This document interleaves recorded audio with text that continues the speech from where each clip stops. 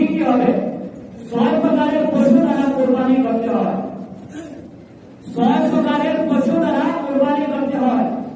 1 নম্বর হলো গরু, 2 নম্বরে ছাগল, 3 নম্বরে মহিষ, 4 নম্বরে উট, 5 নম্বরে দুম্বা, 6 নম্বরে ভেড়া।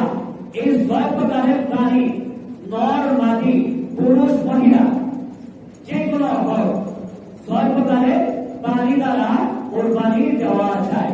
এখন যদি আপনারা বলেন যে হাঁস দ্বারা কোরবানি হবে নি, হাঁস দ্বারা কোরবানি হবে, গরুর দ্বারা কোরবানি হয়, বলে হাঁস তো অনেক সুন্দর একটা প্রাণী, এটা দ্বারা তো হবে না। গরুর তো অনেক সুন্দর একটা প্রাণী, এটা দ্বারা তো হবে না, 4টা পা রাখতে হবে। তাহলে বুঝলাম আপনার কথা বলে হাঁস হলো একটা সুন্দর প্রাণী, এর জন্য হয় না। তাহলে ঘোড়া তো একটা বড় প্রাণী, 4 পা বিশিষ্ট একটা প্রাণী, তাহলে ঘোড়া দ্বারা কোরবানি হবে? ঘোড়া দ্বারা কোরবানি হবে না।